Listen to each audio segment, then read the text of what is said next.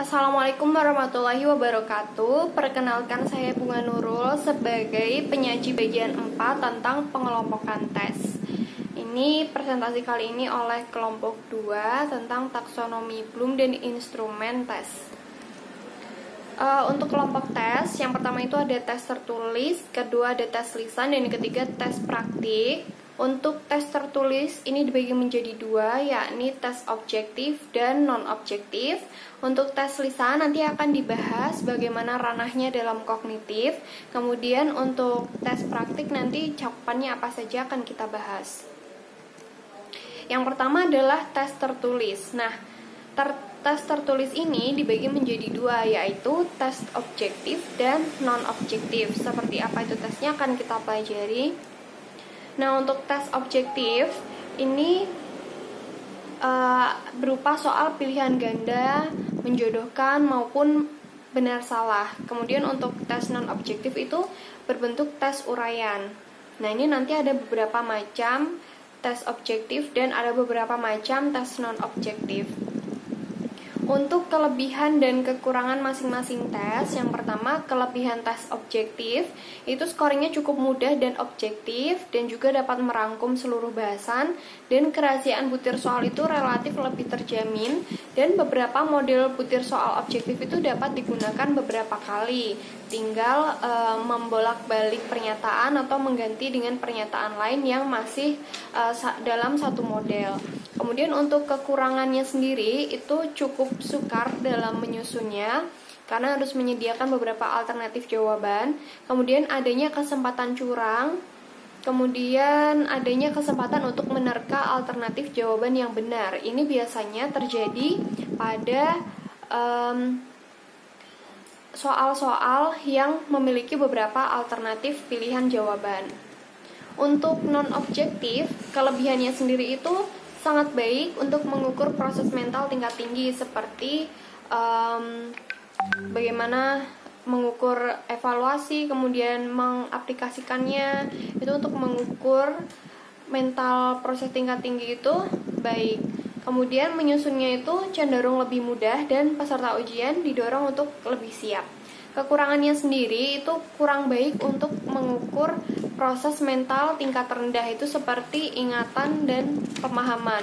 Kemudian tidak mampu mencakup semua bahasan. Ini biasanya karena soal yang diberikan itu relatif sedikit, dan kemudian sukar juga untuk menyusun rambu-rambu jawaban yang baik. Rambu-rambu jawaban ini adalah seperti bagaimana sih jawaban siswa yang diharapkan oleh si pembuat soal atau mungkin gurunya dalam sini. Kemudian pemberian skornya itu cenderung subjektif karena kan ini jawabannya itu lebih bebas ya dan non objektif, sehingga cenderung subjektif dan adanya ketidaktepatan dalam memeriksa jawaban. Kemudian macam-macam tes objektif. Yang pertama itu dalam bentuk pilihan ganda. Nah, pilihan ganda ini ada beberapa macam, yaitu melengkapi. Nah, ini yang biasanya seperti pilihan ganda biasa, diberikan soal pertanyaan, kemudian ada 5 pilihan jawaban, biasanya dari A sampai E atau mungkin A sampai D. Kemudian hubungan antar hal, ini biasanya soal itu berbunyi dihubungkan oleh kata sebab.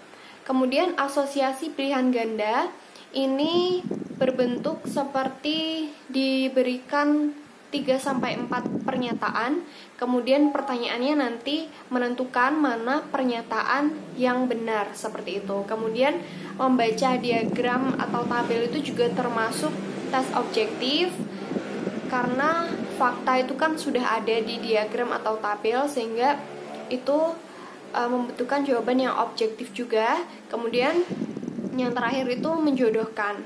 Nah, kemudian yang kedua ini ada berbentuk isian singkat. Tes isian singkat itu termasuk dalam tes objektif karena jawabannya itu sudah ada kuncinya, seperti itu. Nah, kemudian untuk tes non objektif sendiri itu kan berbentuk seperti esai. Nah, untuk esai di sini ada yang berstruktur dan ada yang bebas. Untuk tes berstruktur itu soal disusun sedemikian rupa sehingga jawaban itu mengarah kepada kalimat kunci yang sudah disediakan. Jadi, siswa atau penjawab soal itu bisa menjawab bebas dengan kalimatnya sendiri, tapi kunci atau kalimat kuncinya itu sudah disediakan oleh guru. Kemudian yang kedua itu esai bebas. Nah, tes ini memberikan kesempatan kepada peserta itu untuk menjawab sebebas-bebasnya. Kemudian yang kedua ini ada tes lisan. Nah, tes lisan di sini adalah tes yang dirancang biasanya itu soalnya berbentuk uraian, tapi tes ini dilaksanakan secara lisan. Untuk ranah kognitif, tes lisan ini bisa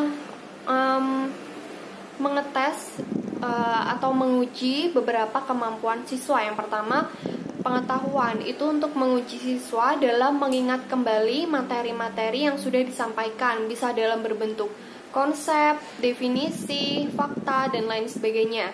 Kemudian mengetes pemahaman, itu untuk menguji siswa dalam memahami materi.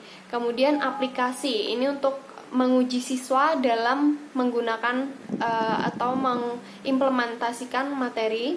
Kemudian analisis, itu untuk menguji siswa dalam menguraikan materi, kemudian membedakan antara materi A dengan B, konsep A dengan B, dan lain sebagainya. Kemudian menguji ranah sintesis, itu menguji siswa dalam menggabungkan dan mengintegrasikan materi. Kemudian evaluasi itu juga menguji siswa dalam membuktikan atau menilai kembali. Nah, yang terakhir ini tes praktik. Tes praktik ini tuh bisa meliputi berbagai cara seperti pemberian lembar pengamatan atau skala sikap, studi sebuah kasus, kemudian berbentuk resum atau mewawancarai atau karangan atau portofolio dan lain sebagainya. Nah, itu tadi sudah 3 kelompok soal yang saya utarakan. Terima kasih teman-teman sudah menyimak sampai akhir. Sampai bertemu di kolom diskusi.